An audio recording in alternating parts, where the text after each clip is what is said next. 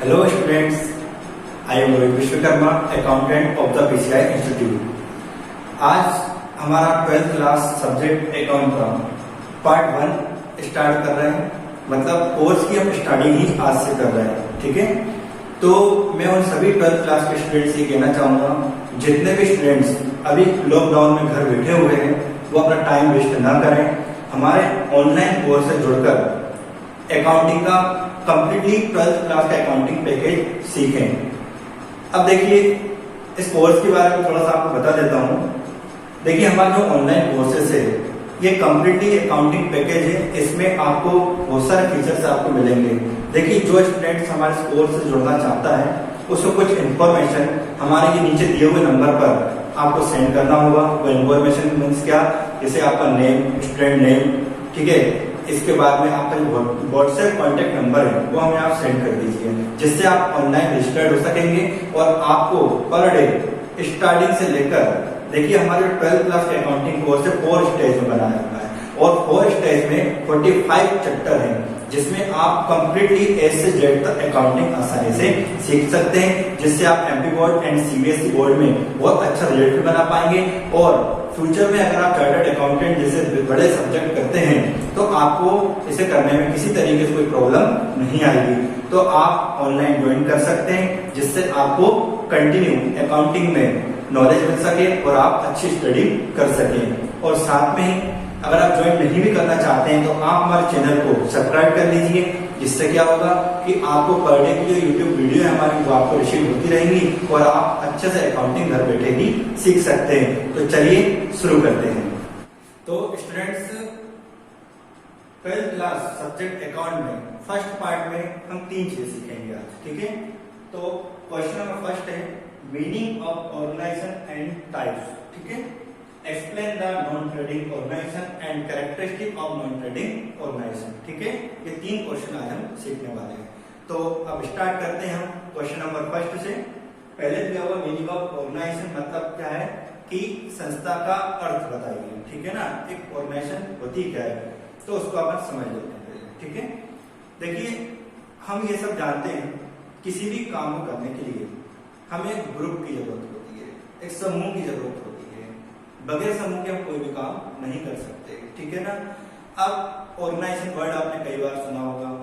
अब बहुत सी संस्थाएं ऐसी भी हैं जो लाभ कमाने के लिए काम करती हैं, है ना। और संस्थाओं में बिजनेस आ जाते हैं, हमारे शॉप, ठीक है, हमारे जो कंपनीज होती हैं, इंडस्ट्रीज है हमारी, वो सभी लाभ कमाने के लिए काम करती हैं। और उनमें कोई एक बंदा काम नहीं करता, बहुत सारे लोग काम करते हैं, इसमें ग्रुप बन जाता है और ग्रुप के कारण ही इसको हम क्या बोलते हैं, ऑर्गेनाइजेशन बोलते हैं, ठीक है। अब बहुत सी संस्था ऐसी भी होती हैं जो लाभ के लिए काम नहीं करती, सिर्फ समाज की सेवाएं करती है, ठीक है ना। हमने भी देखा हुआ हमारे सामाजिक संगठन होते हैं जो समाज के लिए काम करते हैं, ठीक है ना। इसी तरह पॉलिटिक ऑर्गेनाइजेशंस भी होती हैं जो भी उनका उद्देश्य समाज की सेवा करना होता है, लेकिन राजनीतिक स्तर पर करते हैं। सरकारी, बहुत सी सरकारी ऑर्गेनाइजेशन होती है, संस्थाएं भी होती हैं जो सरकार संबंधित कार्यों को पूरा करने के लिए बनाई जाती हैं। तो इस प्रकार हम समझ गए कि कोई भी क्रिया, कोई भी एक्टिविटीज को पूरा करने के लिए हमें एक ऑर्गेनाइजेशन की जरूरत होती है। विदाउट ऑर्गेनाइजेशन के हम किसी भी एक्टिविटीज को पूरा नहीं कर सकते। तो इस तरीके से हमने ये समझ लिया ऑर्गेनाइजेशन क्या होती है, ठीक है। चलिए अब हम समझ लेते हैं ऑर्गेनाइजेशन के टाइप्स। अब देखिए, इंपॉर्टेंट मुख्य रूप से ऑर्गेनाइजेशन 2 टाइप्स की होती है। पहली होती है ट्रेडिंग ऑर्गेनाइजेशन, सेकंड होती है नॉन ट्रेडिंग ऑर्गेनाइजेशन। अब ट्रेडिंग ऑर्गेनाइजेशन क्या है, देखिए ट्रेडिंग ऑर्गेनाइजेशन को हम बोलते हैं व्यापारिक संस्था, ठीक है। अब नाम से समझ में आ रहा, व्यापारिक संस्था मतलब व्यापार करने का उद्देश्य होता है इनका। अब व्यापार करने का उद्देश्य होता है तो मैंने आपको पहले 11th क्लास की वीडियो में बताया है, या अभी भी मैं आपको बता दूं, व्यापार का नाम लेते से ही हमारे दिमाग में एक बात आ जाती है केवल लाभ कमाना, सीधी सी बात है। तो हमें ये बात समझ में आ गई कि प्रॉफिट अर्निंग ऑब्जेक्टिव से जितनी भी ऑर्गेनाइजेशन को एस्टेब्लिश किया जाता है वो ऑल ऑर्गेनाइजेशन क्या कहलाती है, ट्रेडिंग ऑर्गेनाइजेशन कहलाती है, ठीक है। मतलब क्या होगा, लाभ कमाने के उद्देश्य से जितनी संस्था का निर्माण किया जाता है वो सभी संस्था क्या कहलाती है, व्यापारिक संस्था कहलाती है, जिनका उद्देश्य लाभ कमाना होता है, ठीक है। ये हमने समझ लिया।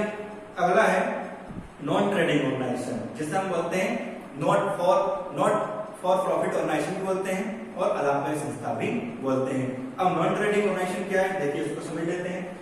देखिए नॉन ट्रेडिंग मीन्स ये ऐसी संस्था या ऐसा ऑर्गेनाइजेशन जिनका मेन ऑब्जेक्टिव सोशल वर्क करना होता है, मतलब जिनका उद्देश्य लाभ कमाना नहीं होता है, क्या होता है, समाज की सेवा करना होता है, वो सभी संस्था क्या कहलाती है, गैर व्यावसायिक संस्था कहलाती है। समझ में आ गया, मतलब क्या हुआ, वो सभी ऑर्गेनाइजेशन जिनका मेन ऑब्जेक्टिव सोशल वर्क करना होता है, समाज की सेवा करना होता है, लाभ कमाना बिल्कुल भी नहीं होता, तो वो संस्था क्या कहलाती है, गैर व्यावसायिक संस्था कहलाती है। अब मैं आपको कुछ नॉन ट्रेडिंग ऑर्गेनाइजेशन के एग्जांपल्स बता देता हूं।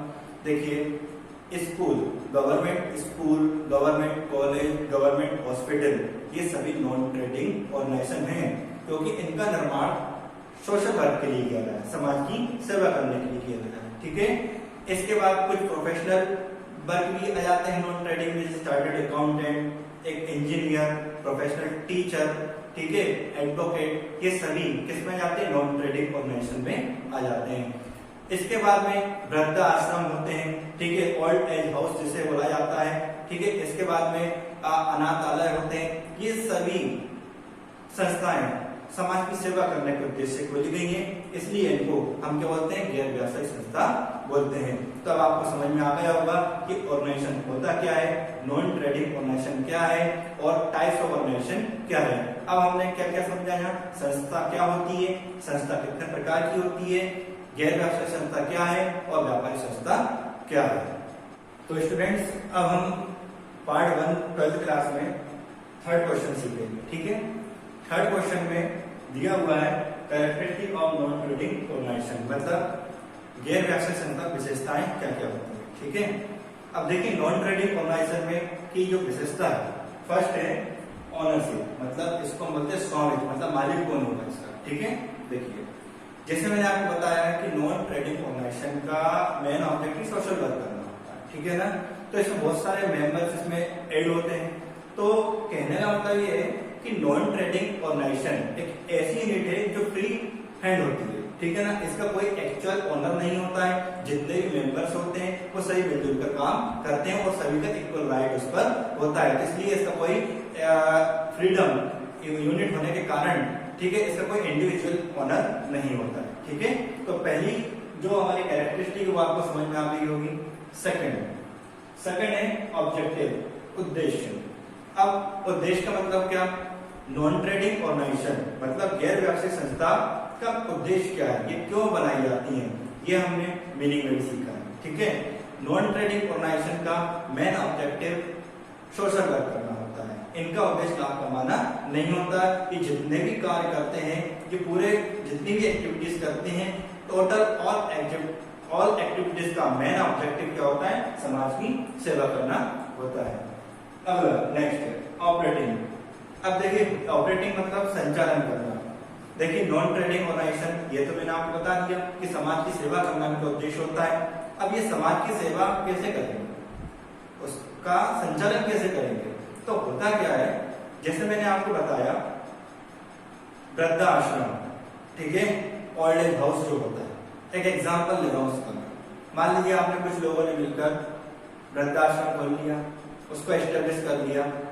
अब उसमें जो बुजुर्ग लोग आ रहे हैं उनकी सेवा कैसे करेंगे, तो उनकी सेवा करने के लिए होता क्या है, बहुत से जो सोशल के रिच मैन होते हैं, अमीर लोग होते हैं समाज के, और जो सरकार होती है वो डोनेशन दान देती है, सब्सक्रिप्शन चंदा देती है, उससे जो पैसा आता है उस पैसे से समाज के लोगों की सेवा ये लोग करते हैं। तो इस तरीके से डोनेशन और सब्सक्रिप्शन के रूप में हमारे पास जो अमाउंट आती है, उस डोनेशन और सब्सक्रिप्शन की अमाउंट के द्वारा ही हम हमारी संस्था का क्या करते हैं, संचालन करते हैं। नेक्स्ट आता है कंट्रोलिंग। अब कंट्रोलिंग कैसे करेंगे इसकी, देखिए होता क्या है, कंट्रोलिंग हर एक चीज की करना बहुत जरूरी है, क्योंकि विदाउट कंट्रोलिंग हम किसी चीज को अच्छे से पूरा नहीं कर सकते। होता क्या है कि जो नॉन ट्रेडिंग ऑर्गेनाइजेशन है, कई जगह से पैसा इनके पास आता भी है, कई जगह से पैसा जाता है, मतलब कैश का इनफ्लो आउटफ्लो कंटिन्यू चलता रहता है। अब कंट्रोलिंग कैसे की जाएगी, तो देखिए कंट्रोलिंग करने के लिए गवर्नमेंट को इनसे हिसाब मांगना पड़ता है हर साल और इनको देना पड़ता है। अब वो हिसाब देने के लिए क्या करते हैं, अपने फाइनेंशियल स्टेटमेंट बनाते हैं। फाइनेंशियल स्टेटमेंट मीन्स ये कि इनको रिसिप्ट एंड पेमेंट अकाउंट बनाना पड़ता है, रिसिप्ट एंड पेमेंट अकाउंट से ये पता चल जाता है कितना पैसा आया कितना पैसा गया। इनकम एंड एक्सपेंडिचर अकाउंट बनाना पड़ता है। इनकम एंड एक्सपेंडिचर से क्या होता है कि ये समझ में आता है कि एक्चुअली 1 ईयर में टोटल कितना एक्सपेंस हुआ, कितनी इनकम हुई। नेक्स्ट इनको बैलेंस शीट बनानी होती है। बैलेंस शीट से ये पता चल जाता है कि इनकी एसेट्स टोटल कितनी है एंड लायबिलिटीज कितनी है। तो ये मैं फाइनेंशियल स्टेटमेंट अभी आगे के पार्ट में बहुत डिटेल से समझाऊंगा, ठीक है। इसलिए मैं आपसे कह रहा हूँ कि हमारे चैनल को सब्सक्राइब कर लें, जिससे आप कंटिन्यू वीडियो मिलती रहेंगी। और मोस्ट इंपोर्टेंट टाइम है आपके लिए, आधा समय बहुत ज्यादा वेस्ट गवा चुके हैं आप लोग स्टूडेंट, तो इसको सब्सक्राइब करें, चैनल को शेयर भी करें ताकि बाकी के लोग भी अकाउंट के कोर्स को कंप्लीटली कर सके। चलिए अब नेक्स्ट हम बात करेंगे रिस्पॉन्सिबिलिटी की। अब रिस्पॉन्सिबिलिटी क्या होती है? अब देखिए, मैंने आपको पहले बताया कि इसमें कोई ओनर नहीं होता है, तो वही रिस्पॉन्सिबिलिटी किसी की होगी। तो होता क्या है, हम ऑल मेंबर की रिस्पॉन्सिबिलिटी तो होती है, लेकिन फिर भी हम ये सब जानते हैं, जनता सब कुछ होती है, लेकिन फिर भी उसका एक अध्यक्ष होता है। उसी तरीके से मेंबर जितने भी हैं नॉन ट्रेडिंग ऑर्गेनाइजेशन के, वो सभी मेंबर वोटिंग, ठीक है। वोटिंग करने के बाद सेल्फलेस मेंबर को चॉइस करते हैं और उसको सारी रिस्पॉन्सिबिलिटी दे देते हैं। मतलब निस्वार्थ भाव के व्यक्ति को, ठीक है, सेल्फलेस मूड के पर्सन को एक रिस्पॉन्सिबिलिटी दी जाती है। मतलब निस्वार्थ भाव से बगैर कोई लाभ के उद्देश्य को समाज की सेवा करता रहे, ऐसे व्यक्ति को इस संस्था की रिस्पॉन्सिबिलिटी दे दी जाती है। और उसके द्वारा जितने भी काम किए जा रहे हैं, मतलब जितनी भी एक्टिविटीज आ रही हैं, उन सारी एक्टिविटीज को इंस्टीट्यूट ध्यान रखती है कि उसकी एक्टिविटीज कैसी चल रही है, ऑर्गेनाइजेशन सारी चीजों को देखती है। अगला आता है ट्रांजेक्शन। देखिए, non trading organisation trading organisation नहीं है, इनका उद्देश्य लाभ कमाना नहीं होता है, इनका उद्देश्य क्या होता है, समाज की सेवा करना। इसलिए ये जो नॉन ट्रेडिंग ऑर्गेनाइजेशन है, ये कभी भी कोई भी ट्रांजेक्शन अपने क्रेडिट नहीं करती है। क्रेडिट मतलब क्या, उधार नहीं करती है। इनके ट्रांजेक्शन हमेशा क्या होते हैं, कैश इन हैंड होते हैं, और इसका रिकॉर्ड पूरा completely receipt and payment account में शो किया जाता है। तो इस तरीके से बच्चों, आज हमने पार्ट 1 कंप्लीट पूरा कर लिया है। पार्ट 2 कल अपलोड होगा, और चाहते हैं आप लोग कि सारी वीडियो आपको टाइम मिल सके, तो आप हमारे चैनल को सब्सक्राइब कर लें और आने वाले वीडियो के लिए आप तैयार रहें और अपनी स्टडी को कंप्लीट रखें। और आपको अगर इसकी पूरी डिटेल चाहिए, अगर आप चाहते हैं कि हमें पूरा कोर्स अच्छे से मिल जाए, पूरी लॉन्ग वीडियो मिल जाए, और जो थ्योरी है इनकी डिटेल आपको शॉर्ट फॉर्म मिले, तो आपको इसके लिए हमारे चैनल को ज्वाइन करना होगा और हमारे ऑनलाइन कोर्स को ज्वाइन करना होगा। इसके लिए मैंने आपको बता दिया किस तरीके से आपको ज्वाइन होना है।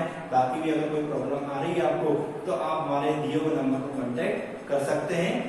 अब नेक्स्ट वीडियो के लिए स्टडी तैयार है।